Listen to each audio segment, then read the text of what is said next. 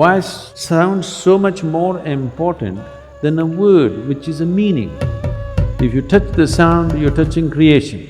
If you touch a word, you're just going into the psychological structure of human beings. Do not discount the power of the sound, it has influence on everything. Mantra is a combination. You get the right combination, right, it will open up a doorway into creation.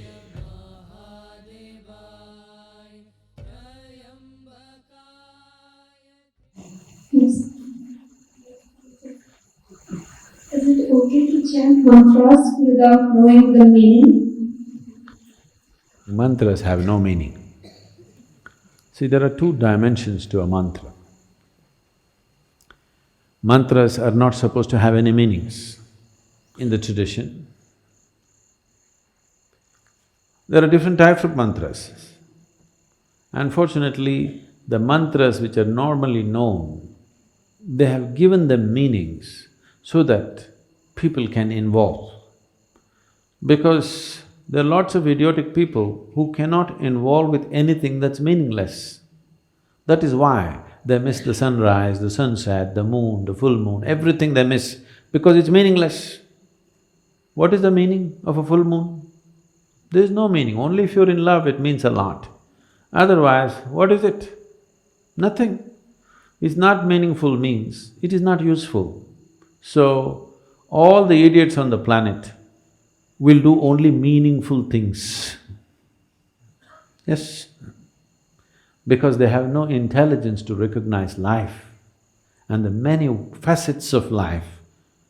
It is not because you have attached a stupid meaning to it, it exists. It exists beyond you. It existed before you, it will exist beyond you.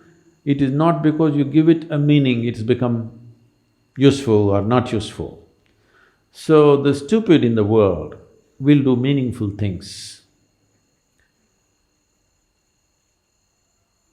They may be intellectual, but life stupid, they have no life sense. If you have life sense, you will see it is the most meaningless things which really set you on fire, isn't it so? No? So they created two kinds of mantras. One larger set of mantras which have no meaning, just pure sound. You will see this in our music also. The Yaksha program happened just now and many of our people who are looking for meanings were thoroughly bored because they're doing alap for 40 minutes, Say something, say at least Shiva, Shambho, something. No, They're not getting the point because it's about the sound. Why sound so much more important than a word which is a meaning? Meanings are made up in human minds. Sound is the essence of creation. If you touch the sound, you're touching creation. If you touch a word, you're just going into the psychological structure of human beings. Psychological structure of human beings is essentially a certain kind of madness.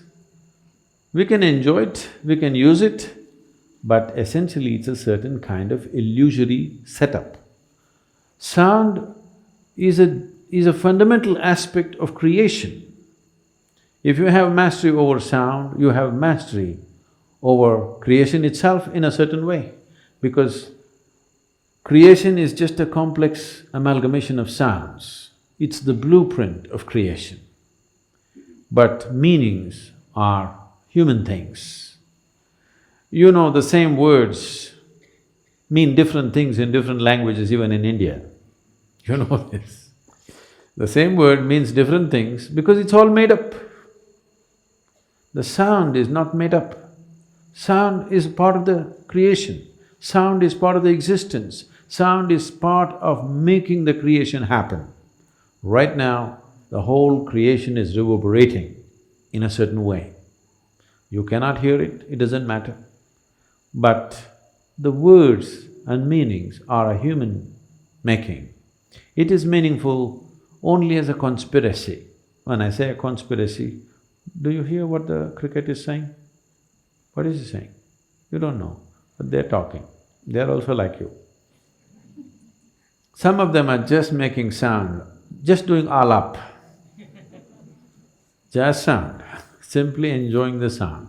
Enjoying the creation in one sense means enjoying the sound of it. If you don't have a keenness to listen, if you don't have a keenness to pay attention, you cannot enjoy any aspect of creation, actually. You will only enjoy psychological patterns in your head. So this is the reason why most human beings want to speak, most of the time they want to be talking. Not because they have something to say, because they have to find meaning. Simply, either silence or sound, both are too overwhelming. That is why when we say spiritual process, first thing is silence. If you are psychologically very stable, you may say, okay, 30 days silence, 60 days silence. If you're psychologically fragile, we'll say, okay, 3 days. 3 days also people go crazy, we'll say, okay, half a day silence, up to noon silence, after that you blabber. They usually make it up afternoon. Those of you who talk a lot, you know, meaning is meaningless. You can simply talk. A whole lot of people are experts, they can simply speak without any meaning. They have understood the importance of sound. They can go on talking without making any meaning. Now, if you were a bird, we would pardon you. If you were this one, we would be okay. Or if you're a musician, you would be okay to make meaningless sounds. If you're speaking, you're expected to make some meaning. So mantra is not to be spoken, it is to be chanted. Chanting means chant is of the sound, not of the meaning. Meaning is of speech, meaning is of the word, written word and spoken word. Meaning does not belong to a chant. A chant is simply a sound, a reverberation. So if you do not know the meaning, it's the best way to chant, if you ask me. Simply, absolutely involved with the sound and saying it. But first of all, what you are uttering, is it a mantra or is it a bhajan or is it a sankirtan? You must look at it. If it's a mantra, mantra means a pure sound. It need not have any meanings. You can give it whatever meaning you want to start with, because without meaning you cannot be involved. But once you know how to be involved, you should not give it any meaning. Om Namah Shivaya does not mean you go on imagining one man sitting there on top of a mountain with something happening around him. No. Initially, if that's the only way you can be involved, you can look at the Shivakasi picture. Okay? Once you know how to be involved with the sound, you get rid of the man.